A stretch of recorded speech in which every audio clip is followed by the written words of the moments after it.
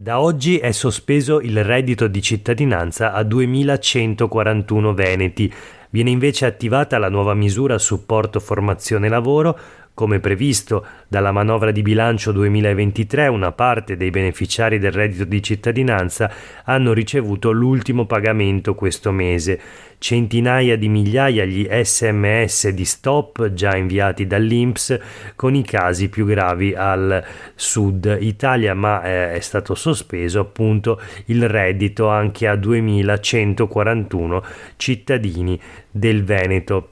Le altre categorie di beneficiari, cioè le famiglie che oltre a difficoltà di reddito hanno minori, anziani o disabili o forte disagio sociale, continueranno a percepire il reddito di cittadinanza fino alla fine dell'anno, sottolinea una nota della regione, o potranno ottenerlo nuovamente. Aiutare le persone significa accompagnarle verso il lavoro, afferma l'assessore regionale al lavoro Elena Donazzan, offrendo loro gli strumenti per raggiungere l'autonomia economica anche attraverso percorsi di formazione professionale. Luglio è un punto di svolta per le politiche di sostegno reddito.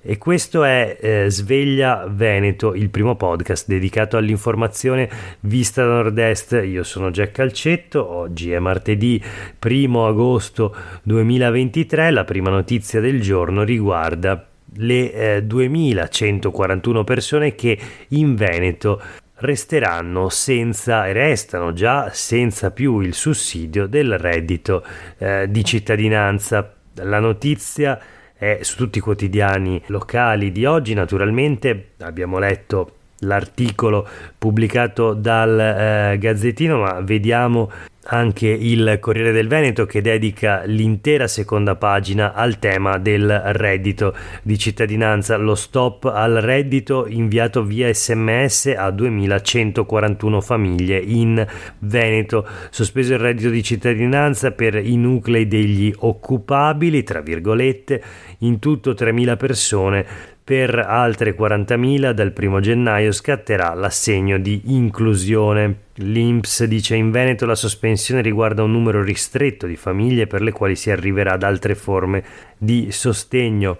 Eppure in questo momento il numero dei percettori del reddito di cittadinanza in Veneto è pari a 47.687 persone per un totale di 24.782 nuclei familiari coinvolti, quindi percettori del reddito di cittadinanza. Per ora il reddito viene sospeso solo a 2.141 di questi nuclei, di queste famiglie, ma appunto a fine anno il sussidio verrà completamente abolito. C'è il commento della CGIL che dice: si sceglie di fare cassa sulle spalle dei poveri, il reddito di cittadinanza rappresentava per queste famiglie un aiuto concreto. E c'è sempre sulle pagine del Corriere del Veneto un'intervista ad Elena Donazzan, assessore al lavoro in Veneto. Si incita allo scontro, ma nessuno resterà solo. Ora un patto coi cittadini, ecco cosa li attende, dice Elena Donazzan. Vediamo rapidamente anche la Nuova Venezia di oggi. Cancellato il reddito a oltre 1.300 famiglie. Qui siamo a Venezia, nel veneziano. CGIL e Movimento 5 Stelle penalizzati così i veri indigenti. La fotografia nel veneziano. La Lega invece rivendica: sono emerse troppe discrepanze tra chi lo percepisce e chi ne ha realmente bisogno. Ancora sindacato e Movimento 5 Stelle, diciamo, allineati in questo caso nella critica alle scelte del governo. Si rimanda a una presa in carico dei servizi sociali che in realtà ben poco possono fare. Non c'è nessun potenziamento degli organici dei comuni e dei centri per l'impiego per far fronte ai possibili nuovi compiti. È chiaro l'intento di abbandonare le persone loro stesse, di aumentare il disagio, specialmente nei grandi centri abitati, dice Daniele Giordano, segretario generale della CGIL di Venezia. Dello stesso parere anche la consigliera regionale Erika Baldin del Movimento 5 Stelle.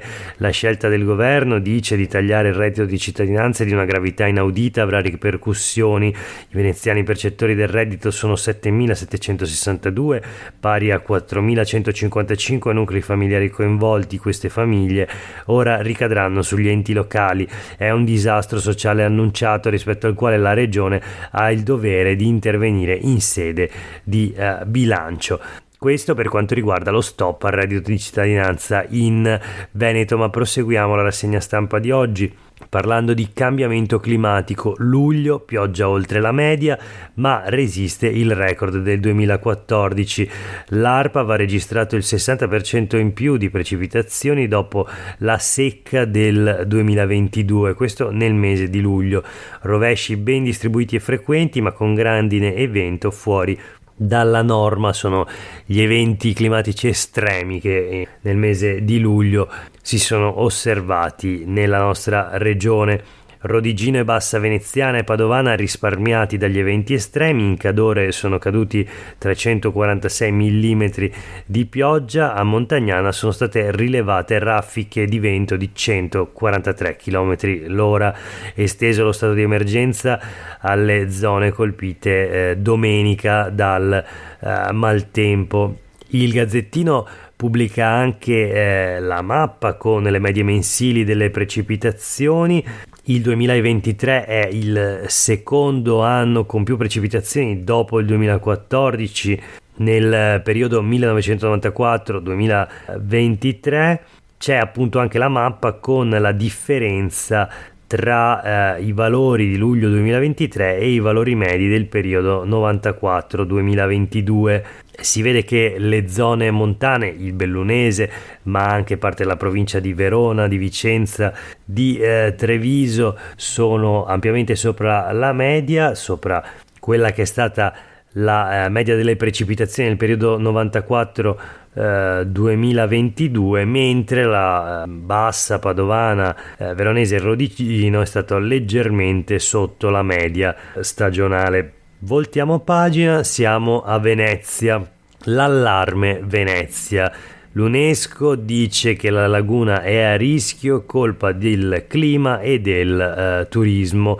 La notizia sul Gazzettino di oggi, la raccomandazione dell'UNESCO: inserire la città tra i patrimoni dell'umanità in pericolo. Sviluppo e aumento del livello del mare sono cause di cambiamenti irreversibili.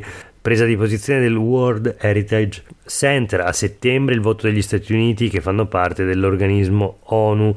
Nel mirino ci sono le scarse risposte del governo, plauso invece per i progetti per San Marco, i restauri e lo stop alle navi da crociera.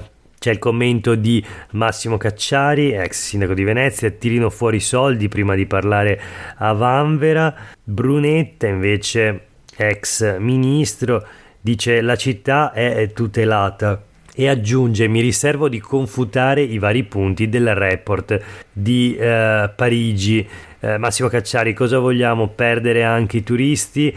E quindi questo dossier scatena scetticismi. Il comune chiama in causa lo Stato e attende nuovi finanziamenti. La notizia anche sui quotidiani del gruppo Gedi: turismo di massa, Torri e ancora il Mose. L'UNESCO: Venezia entri nella blacklist. L'ultimatum, l'ennesimo ultimatum da parte dell'UNESCO nei confronti della città di Venezia. Le osservazioni dell'ente chiamano in causa anche la terraferma, la decisione definitiva a settembre a Riyadh.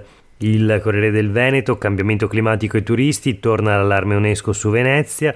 I tecnici dell'organismo parlano di misure inadeguate, rischio blacklist. Cacciari si scaglia contro l'UNESCO, dice parla un ente inutile. In questo caso il World Heritage Committee, l'organismo che vigila sulla corretta gestione dei siti che in Italia conosciamo come patrimonio mondiale dell'UNESCO. Voltiamo pagina. La politica regionale. Orsini in consiglio regionale: CISL all'attacco, sgomenti e indignati, bisogna rimediare. Duro attacco del segretario regionale della CISL Gianfranco Refosco, al presidente del Consiglio regionale del Veneto, il leghista Roberto Ciambetti. Dice Refosco: adesso Palazzo Ferrofini deve invitare uno studioso filo Ucraina. Il caso è quello dell'invito in Consiglio regionale ad Alessandro Orsini. Venerdì mattina, infatti, l'Assemblea di Palazzo Ferrofini ha ospitato la presentazione del libro di Orsini, Ucraina, critica della politica internazionale, parlando delle relazioni tra NATO e Russia. Il centro-sinistra e buona parte del centrodestra hanno dichiarato di non aver gradito. Alla presentazione c'erano solo 4 esponenti della maggioranza. La notizia anche sul Corriere del Veneto: vecchi viaggi in Crimea e invito al prof. Filo russo Ciambetti è un caso. Lui dice: non mi pento di nulla. Dopo la lezione magistralis di Alessandro Orsini, bufera sul presidente del Consiglio regionale, ma lui replica: chi mi attacca non sa niente. E è curiosa questa dichiarazione nel modo in cui si sovrappone alle parole pronunciate dal presidente della giunta regionale del Veneto, Luca Zaia, che dice proprio: non ne sapevo nulla, l'ho saputo dai giornali, non sono stato coinvolto, il Consiglio è autonomo. Sul Corriere del Veneto ci sono anche le dichiarazioni di Ivo Rossi e Paolo Giaretta, esponenti del Partito Democratico. Quella presentazione è un indirizzo politico esplicito e una giustificazione all'invasione in Ucraina. La notizia anche sul Gazzettino di oggi: bufera sulla Lezio di Orsini, la CISL ora serve un atto riparatore, gelo di Zaia, non sapevo niente. Refosco, segretario della CISL, parla di grave errore politico, l'attacco dei Dem, Rossi e Giaretta, abbiamo visto. Ciambetti difende Orsini, dice il prof non è putiniano. Chiudiamo la rassegna stampa di oggi con un'ultima notizia che riguarda invece le Olimpiadi di Milano Cortina. Ebbene, nessuna offerta per fare la pista di bob, l'impianto olimpico sarà assegnato senza la gara. Di che si tratta? È la gara per la pista da bob di Cortina, appunto, che deve essere realizzata per le Olimpiadi del 2026, le Olimpiadi invernali naturalmente. Ebbene, questa gara va deserta e adesso inizia la corsa contro il tempo. Scrive il Corriere del Veneto: Olimpiadi a Cortina, scatta la trattativa privata e cresce l'ansia, bisogna partire a settembre. Il sindaco dichiara: non siamo preoccupati, i ritardi nei cantieri sono noti da tempo, ma troveremo chi potrà realizzare l'opera nel modo migliore. L'opera, ricordiamolo, è duramente criticata dai comitati ambientalisti della zona. La pista è infatti l'intervento sportivo più costoso dei giochi in Veneto, partita da 60 milioni di euro, è arrivata a 81,6 da appalto, si arriva a oltre 85 con il primo lotto già realizzato. La notizia anche sui quotidiani del gruppo Gedi: pista da bob, gara deserta, ora è corsa contro il tempo. La società infrastrutture ricorrerà alla trattativa privata, c'è preoccupazione, salgono le quotazioni di St. Moritz. L'ipotesi è quella appunto anche di spostare eventualmente il bob addirittura in Svizzera. Per oggi è davvero tutto, grazie per aver ascoltato questa puntata di Sveglia Veneto. A tutte e tutti voi una buona giornata.